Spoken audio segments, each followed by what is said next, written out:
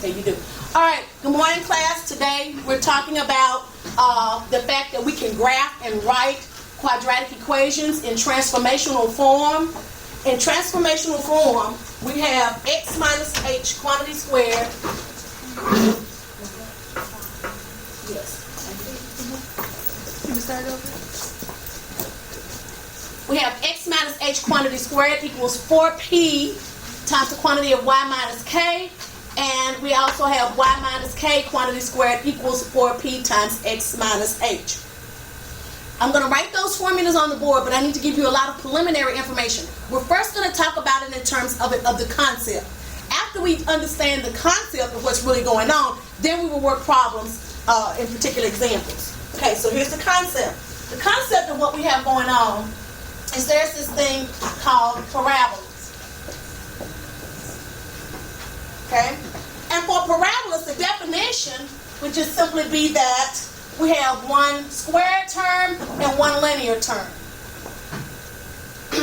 Or we can have a square term here and a linear term. So, for parabola, your x term will be squared and your y term will be to the first power, or your y term will be squared and your x term will be to the first power.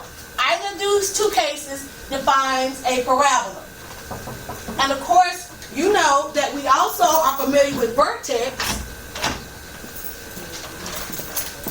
and that our vertex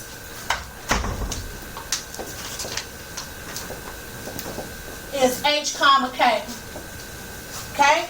We're going to relate our h value will always be related with our x value. Okay? And our k value will always be related with our y value. So you need to understand that those will be going together. And think of it in terms of the alphabet. H comes before K and X comes before Y. Okay, so given this, we have the following formulas that we use. We use X minus H equals A times Y minus K, and that quantity is squared. We also have Y minus K equals A times the quantity of x minus h, and this quantity is squared. When you see a parabola like this, in this form, okay, once again, the k is with the y, the h is with the x, and so forth. Notice that one quantity is squared, and the other quantity is to the first power. I'll give you this right here. All right, for the first equation here, this quantity is to the first power. But notice in the second equation, this x quantity is to the second power. Notice down here, this y quantity is to the first power. This y quantity is to the second power. But what I want you to notice that is common of both, please draw it like this. The a value is always on the squared quantity. So a is on the second power for the squared quantity. Okay? The A is on that second power, that squared quantity. Now, when we use these particular formulas, there are certain things that we can find when we use this type of formula. First of all, we can immediately find the vertex. Other things we can find using this form is the axis of symmetry that we're familiar with. We can find how it opens. When I say open, we're referring to the fact that it will open, we're going to call this left and right. And for left and right, we call that a horizontal parabola. Or it may open up or down, which we call a vertical parabola. You can also find the max and min, depending on the way it opens. The max, it will, on the horizontal parabola, the max will open,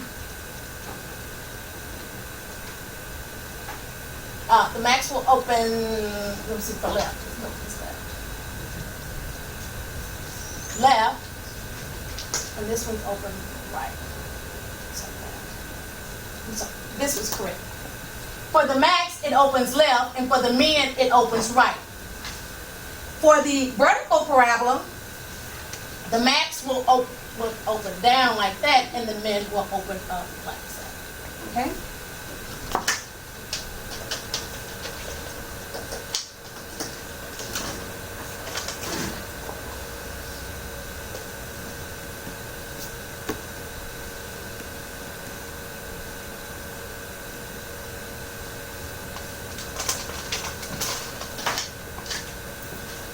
All right, there are other things that I'm going to ask you to look for in this particular, as we work these equations. I'm also going to ask you to identify the x-intercepts, if any, the y-intercepts, and of course we're going to also look at domain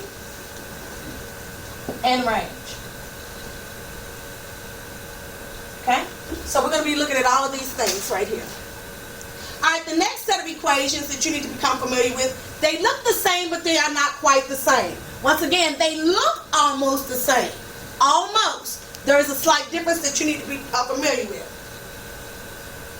The next set of equations look like this. Is the quantity of x minus h squared equals 4p times the quantity of y minus k.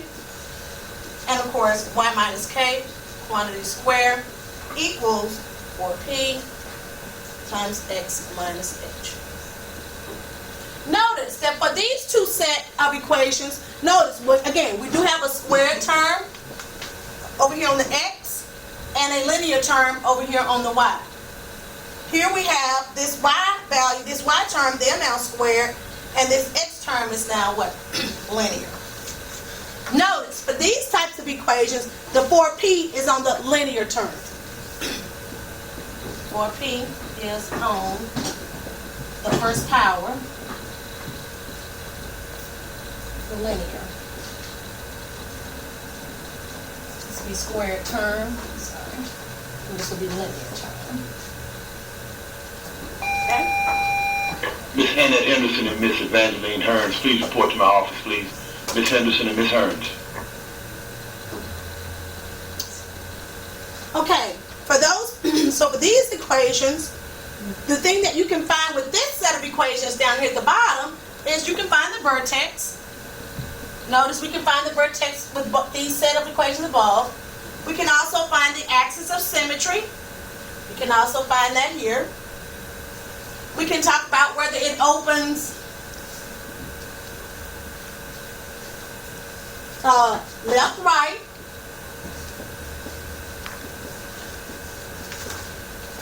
Which will be horizontal.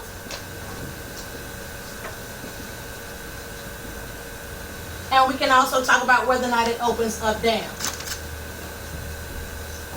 which would be vertical. Okay, so if it opens left, right, our max and our min, our maximum value, this would be a left, and the min would open right. And for the vertical, open up, our max would look like that, and our min would look like this.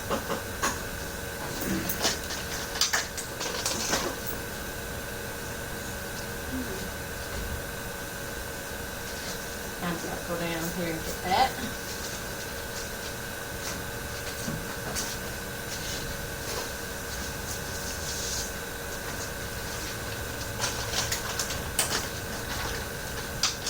There are other things that we can get from this set of equations at the bottom. We could also get our focus. We can also get our directrix. And of course, as usual, we'll be focusing on our x-intercept, y-intercept, and of course the domain and range.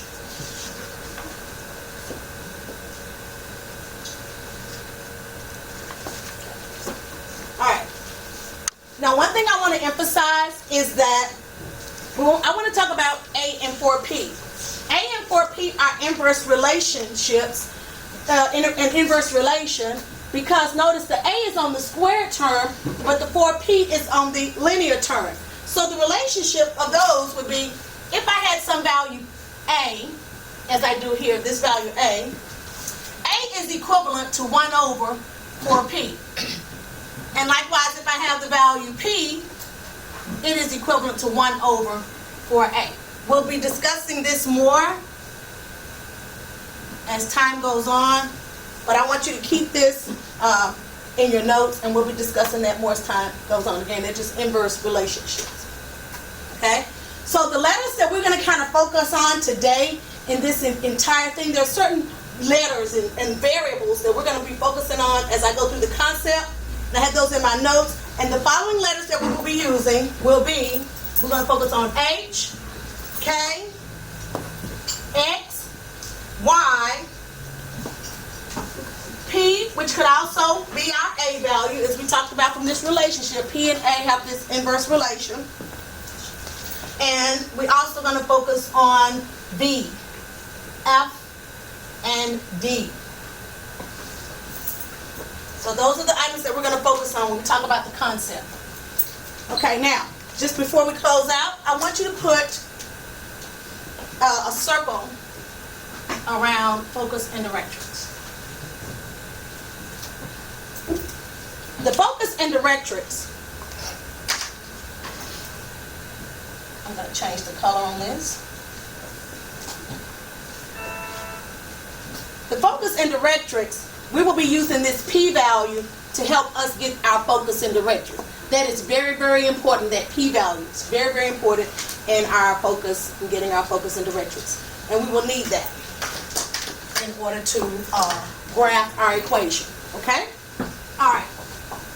Now, what I'd like to continue to talk about now is that real-world applications. I've put some pictures on Schoology. And those pictures was trying to give you an understanding of what a parabola is all about. And we were going to lead into focus and direction. So what I had was a picture of this gentleman. This is the man. He was standing there on the football field. And while he was standing there on the football field, he had this thing in his hand. It was made out of like a plexiglass, like clear like material. So that one was kind of difficult for you to see. But it was this plexiglass thing, and he had a little shoulder strap on, and he was holding it. And inside of this plexiglass thing, there was this situation that kind of looked like that, and he was just holding it out there. So when you're listening to sports on television, you're looking at the football game, and you can hear all of the hits and the helmets and the shoulder pads and when you can hear all those things and going on the football field, it's because there's somebody standing on the sideline with something called a parabolic microphone. And the parabolic microphone allows you to pick up the sound so he can hold it like such. And all of that sound comes in to the parabola, and it comes in, and it bounces up and hits that mic. Because of the parabola's curved shape, the sound has nowhere to go other than to this point that's in the middle, which is a very sensitive microphone that picks up the sound. So as the sound comes in, like so, that parabola picks up that sound, and you can hear what's going on the field. Okay? So likewise, when we deal with a parabola shaped like such, on the inside, there is a point on the inside. And it has a specific, let me kind of redraw my parabola here. It has a specific name. Okay? And the name of this thing is called the focus. Okay? See you. That point is always inside the parabola. It's not on the back side of the parabola. It is always on the inside. And we just designate F for focus. Now, right in line with the focus is something that we know to be true after having studied parabolas for the last month or so. We know that that point, where the turning point of the parabola, that is called the what, class? Who said the vertex? The vertex, very good. So I'm just going to put V for vertex, since we know that's what it is. Okay? Also, so behind this parabola, there has to be there's going to be a balancing line back behind it. And we're going to put a line here, back behind the parabola. This line has a name. directrix. So we're just going to use a capital D. Well, I'll go ahead and write it out since it's something that's not too familiar with you guys. Directrix. Now, here's what you need to know to be successful in these particular problems that we're going to work today. There is a distance between the focus and the vertex and the vertex and the directrix. Okay? So, however many units we go here, we go that same number of units here. Okay? From the focus back to the directrix. And that distance, amount of that distance is P. That distance is P. Now let me make your life easy for you. If you know where the vertex is, in which case you will from transformational form, because we can simply lift the vertex out of the initial problem. If you know where the vertex is, all you have to do is add P distance and you'll be at the focus, or you can subtract P distance and you'll be at the directrix. That's all you're doing. You're going to add P or subtract P. Remember I told you in August, the only thing in this class we can do is add, subtract, multiply, and divide. Right? Right? So once again, P is so important. P tells you, because the vertex is given to you in the problem. All right? Okay. So P is going to be very important.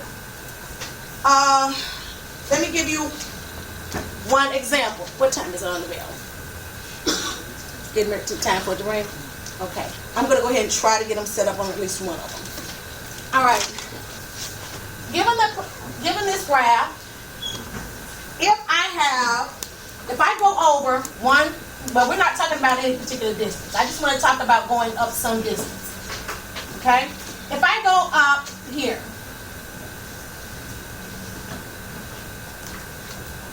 and I'm going to call that my vertex. So I'm going to call that HK.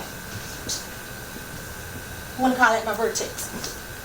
I know that if I want my focus is going to be what distance? Up from the vertex.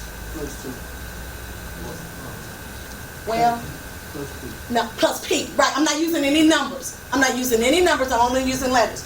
If I want my vertex goes up what distance? Here it is right here in purple. P, a P distance. So, if I put my focus right here, I know that it's going to be plus P. So the focus will be H plus P. Does everybody understand that? Do you understand what I mean by H plus P? Okay. My vertex is already at H distance, right? Because I go over H. Right? I go over H and up what? Huh? No. To get to the vertex. Okay. Everybody say over H. Over H. Up K. Okay. H comma K. H comma K. Now, if I want to know what this is, what do I add? How do I know to get there? H plus P, comma what? H minus. No, I'm sorry. That's not this one. HK plus P. No, H hold on. comma K plus P. This is my H. My H actually stays the same. It's this value. That's my X value. I'm sorry, my H stays the value. How do I find my the Y value for this?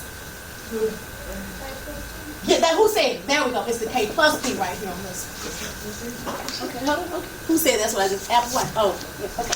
I'm sorry. So my H value stays the same, right? Right, class? Do you see how my H value stays the same? But what value changes? The K goes up what? By what? P distance, right? So that's how we got H comma K plus P, and that's what our focus is. So our focus. Now what will be the directrix? So that will but the directrix goes down some P distance, right? And if the directrix were here, it's an equation. So what would the directrix be?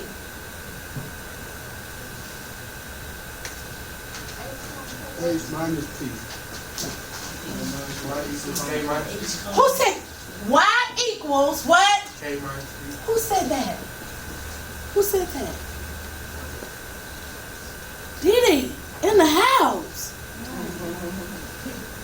The Chandra Dennis, I shall ask your mother to tell. I will text her. Very good. So we take our K distance, this Y distance. He's taking his Y and he's subtracting what? P to get down to his directions, and it is an equation. Very good. Now, the bell's going to ring because we're on an abbreviated schedule, but I'm going to ask you to conceptually do the homework on the other three. So what I mean by that is my parabola will open like this. So this is a, I'm not ready to stop it just yet. This is a vertical parabola that opens up. No, this is vertical. Horizontal will be side to side. Okay, this one's called vertical. This one is vertical and it opens up. Vertical and it opens up. Put this in your note. It opens up. And so the equation would be, what would the equation be? Remember, one of them's got it. It's going to be one of them where the x is squared, class. H minus, What would it be? X minus 8. Quantity squared. Equals 4P. Quantity Y minus K. Very good. X minus h, quantity squared, equals 4p y minus k. This is the one we use. Now, I put 4 of them up on the board. You need to know which one we're using. Now, the reason we know we're using this particular equation, because the x is squared and the y is the what power? The first power. Now, let's conceptually draw that so we'll understand. If x is to the second power, that means I'm going to have 2 x values, right? Okay? I'm going to have 2 of them. So, it's almost, let's just kind of throw something out there. What if I had, what is positive 3 times positive 3? 9. Everybody? 9. What is negative 3 times negative 3?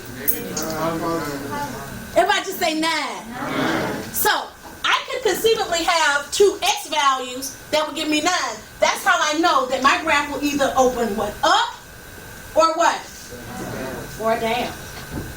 So, I know that I have 2 x values. So when your x is squared, you will have 2 x values. So your graph will either open up or down. Okay? I'm going to try to get in the other one. Okay, so our focus. Okay, go ahead and stop that. I'm going to actually